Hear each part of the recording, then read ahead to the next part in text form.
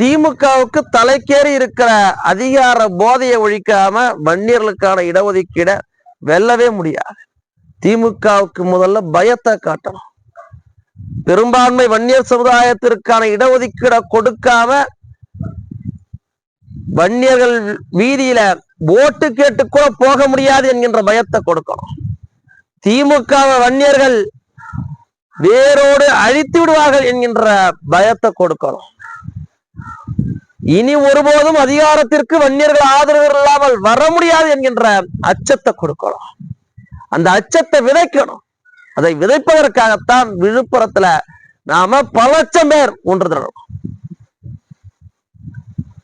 மருத்துவர் அன்புமணி ராமதாஸ் அவர்கள் தலைமையில விழுப்புரத்துல வன்னியர்களுக்கான இடஒதுக்கீடை உடனே தர வலியுறுத்தியும் சமூக நீதிக்கு எதிராக இருக்கக்கூடிய திமுகவை கண்டித்தும் மாபெரும் ஆர்ப்பாட்டம் வருகின்ற ஜூலை 20ஆம் தேதி நடக்கிறது.